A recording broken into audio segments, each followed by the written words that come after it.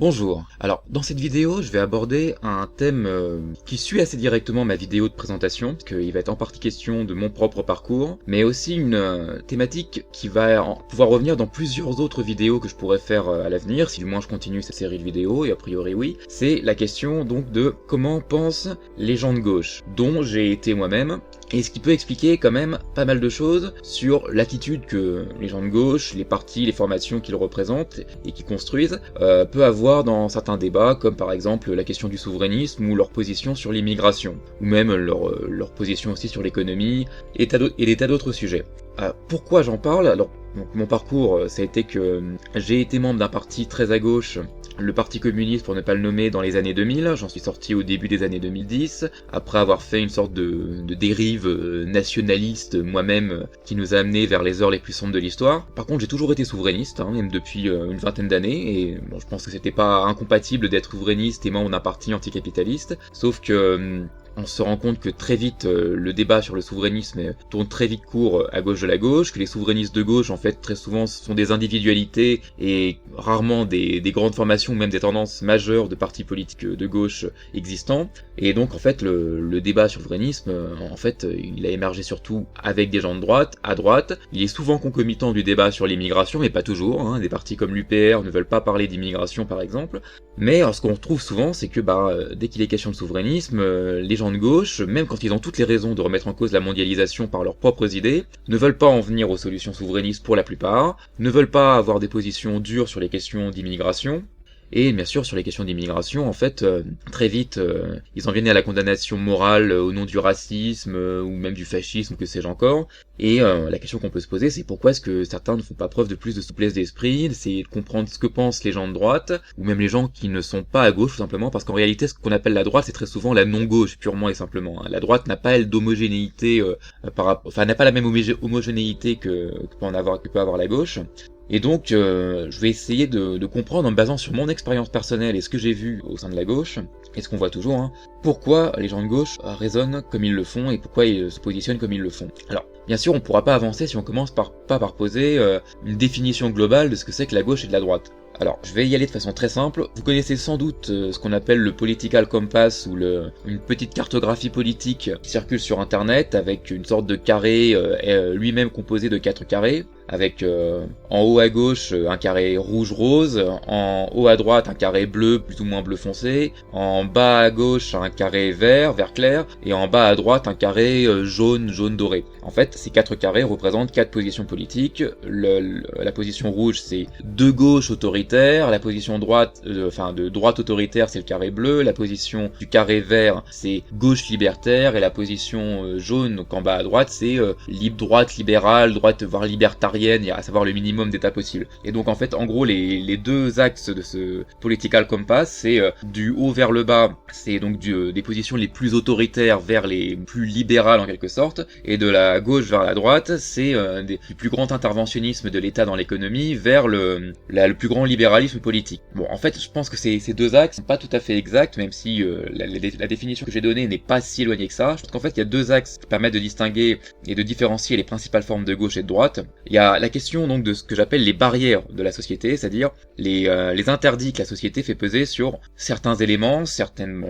composantes de la vie sociale ou de la vie d'un pays, comme par exemple la question des frontières. Est-ce qu'on est pour l'ouverture des frontières ou pour plutôt une fermeture des frontières? On peut être de gauche ou de droite et être pour les frontières fermées, à savoir une immigration restreinte ou des contrôles aux frontières, une politique protectionniste, et on peut être de droite et de gauche tout en étant partisan de l'ouverture des frontières. Mais parmi les frontières de la société, il y a aussi les frontières intérieures par rapport à des comportements. Par exemple, est-ce qu'on est pour une répression forte de la délinquance, ou est-ce qu'on est plutôt pour une politique de réinsertion, réhabilitation, une politique compréhensive vis-à-vis des personnes qui enfreignent les lois, voire même commettent des crimes? Est-ce qu'on est pour une protection solide du droit de propriété, ou est-ce qu'on est plutôt compréhensif vis-à-vis des infractions par rapport à ce droit? Est-ce qu'on sacralise la propriété ou pas? Est-ce qu'on est très à cheval sur certaines traditions et sur aussi une vision éthique ou bioéthique de la personne? Est-ce qu'on autorise l'avortement? Est-ce qu'on autorise la recherche sur les cellules souches d'origine fœtale? Est-ce qu'on est très strict sur les normes concernant la famille ou pas? Ça, c'est ce que j'appelle les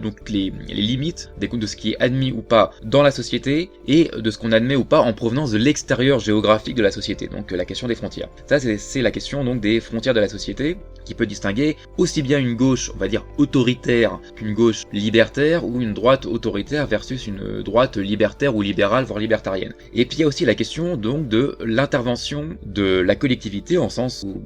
d'une entité de gens qui s'organisent et qui détiennent du pouvoir par l'État ou par les différents niveaux de collectivité locale. Et la question c'est, est-ce que les collectivités nationales ou territoriales interviennent pour changer la société. Et là, ce qui va distinguer fondamentalement l'ensemble des droites par rapport à l'ensemble des gauches, c'est que les droites considèrent que on ne peut pas remettre en cause, plutôt réinventer la société, et qu'il faut plutôt la laisser fonctionner par ses propres tendances, donc en privilégiant la liberté individuelle si on est plutôt de droite libérale, libertarienne, et considérant que c'est le jeu libre des volontés individuelles économiquement exprimées par le marché qui va donc mener à la moins mauvaise situation, ou du moins que ça sert à rien de vouloir contredire le libre jeu des volontés individuelles, que tous les résultats qu'on obtiendrait en contredisant ce libre jeu des volontés individuelles seraient forcément pire, voire pire et sous-optimal par rapport au fait de laisser les individus se débrouiller. Ça, c'est la position de la droite libérale. Soit alors, si vous êtes de droite conservatrice, qui se conjugue plus souvent avec une droite autoritaire sur les questions des frontières de la société que j'ai expliqué auparavant, eh bien, la droite autoritaire, ou conservatrice plutôt, a plutôt tendance à considérer que, en fait, c'est pas forcément le libéralisme législatif, le libéralisme moral qui est la meilleure solution, mais par contre, il est inutile de vouloir réformer la société dans son ensemble par l'éducation, par la rééducation, et de croire que les tendances qui se sont avérées pendant des milliers d'années, ou des siècles avant aujourd'hui, s'inverseraient soudainement parce qu'il y aurait de nouvelles modes, de nouvelles façons de penser, et que cela mènerait donc à un changement de société, donc comme le pense souvent une partie de la gauche libertaire. À l'inverse, la gauche pense que la société doit être changée, de l'intérieur, mais sans même parler des frontières de la société ou des comportements qu'on juge inadmissibles. La gauche veut changer la façon dont les gens pensent, changer la façon dont les gens s'organisent, changer la façon dont les gens produisent, dont les gens s'associent, que ce soit dans la vie sociale courante ou dans la vie intime. Et alors, il y a deux types de gauche. Il y a la gauche libertaire qui consiste à dire, bon, on va supprimer le plus possible d'entraves, et les gens, par la simple action des volontés individuelles, on va arriver à ce que les normes du mariage, les normes de la vie familiale, les normes de l'association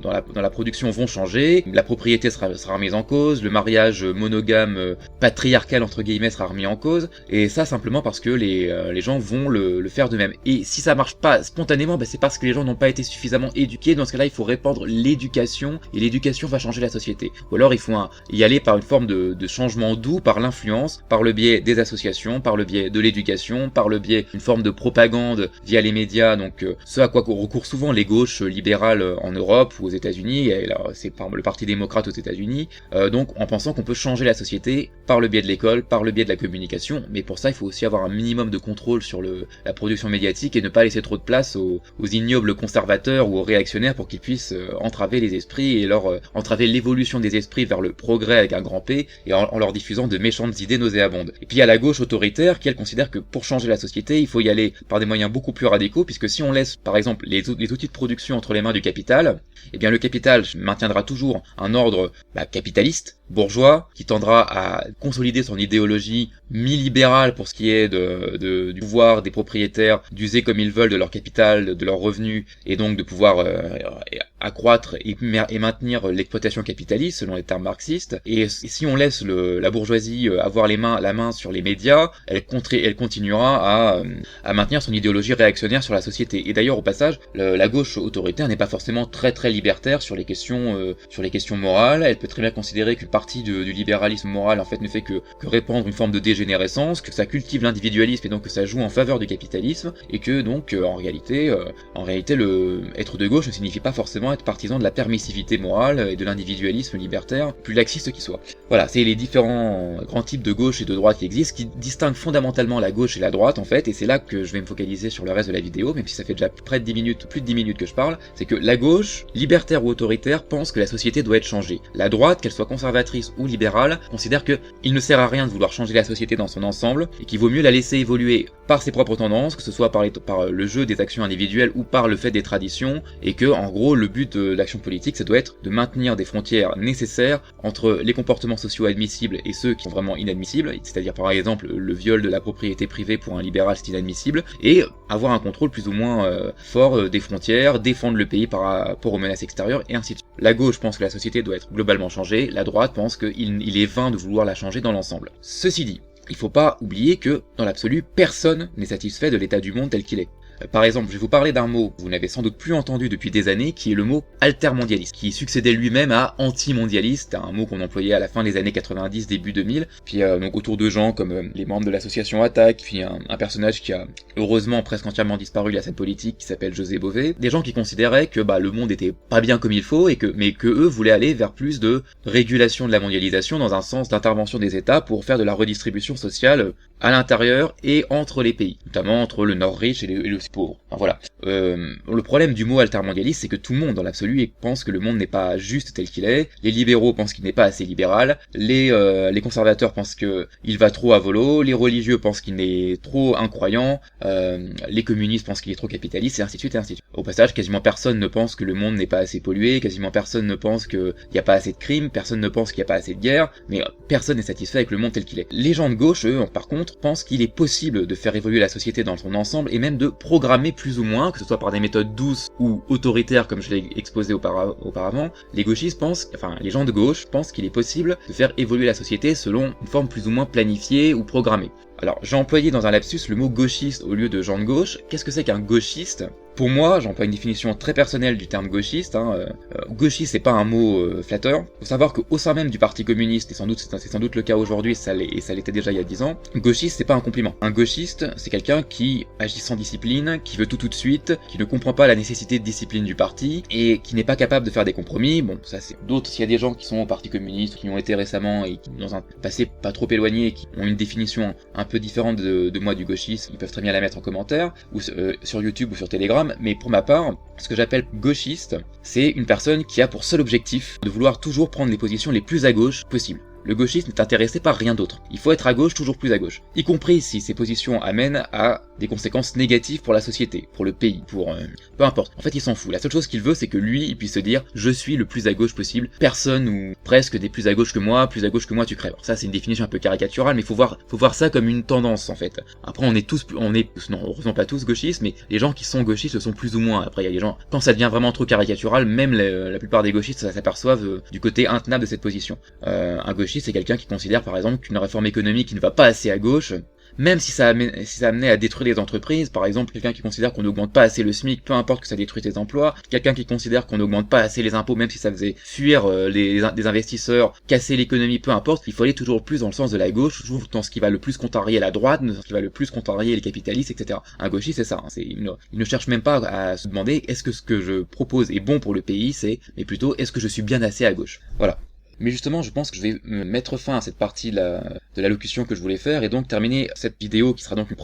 première moitié de ma vidéo, ici, pour la simple raison que j'ai déjà posé mes définitions sur ce que la gauche et la droite selon moi, et ce que c'est qu'un gauchiste. Alors, je ne prétends absolument pas faire une œuvre novatrice ni très subtile, je dis juste que je pose ici ce que j'entends par gauche ou droite. Et je pose ici la gauche et la droite sous un angle qui n'est pas diffamatoire ou très tendancieux, au sens où la gauche apparaîtrait comme la bêtise et la droite l'intelligence, ni l'inverse. On peut tout à fait être parfaitement équilibré dans sa tête et être quelqu'un de rationnel, cultivé et bien intentionné et être de gauche, tout comme à l'inverse, on peut avoir des conceptions extrêmement obtuses, limitées, malveillantes en étant de droite, et inversement. Alors, je ne cache pas que, de mon point de vue, les opinions de ce que j'appelle la gauche libertaire sont assez vouées à l'échec, parce que j'ai plutôt un positionnement sur les questions de société qui est un peu conservateur, à savoir qu'il existe des comportements de long terme de la population humaine, qu'on ne changera pas juste par une décision, et qu'on ne changera pas juste en éduquant les gens. J'ai une croyance assez faible en la capacité de l'éducation à changer les comportements de long terme de l'être humain. Donc pour moi, les idées de la gauche libérale de la gauche libertaire, lapsus quand je dis libéral, mais ça se conjugue parfois assez bien en fait, gauche libérale et droite libérale, les idées de la gauche libertaire sont vouées à l'échec de mon point de vue. J'ai pas non plus définir la droite comme étant le parti du bon sens, et ni à l'inverse la gauche comme étant le parti de la raison. La rationalité peut se trouver dans les deux camps, et au passage l'expression bon sens m'est assez étrangère, d'autant plus que c'est sans doute un héritage intellectuel de la période où j'étais de gauche, parce que à gauche il y a une certaine valorisation de la notion de raison, la raison n'étant pas forcément intuitive, et même souvent contre-intuitive dans ses résultats, et ça c'est quelque chose qui m'est assez souvent resté. Voilà, donc vous pouvez tout à fait me contredire sur mes divisions de la gauche et de la droite, et dans la prochaine moitié de la vidéo, ce que je vais faire, c'est que je vais aborder donc quelques constats que je fais sur la façon dont les gens de gauche pensent, et quelles conclusions on peut faire, aussi bien quand on est de gauche que quand on est de droite. Donc si vous vous considérez comme de gauche, toujours de gauche, ou toujours plus de gauche, eh bien ne considérez absolument pas ce que je dis comme étant une condamnation, et ça peut même vous être utile. Voilà, et je vous dis à bientôt.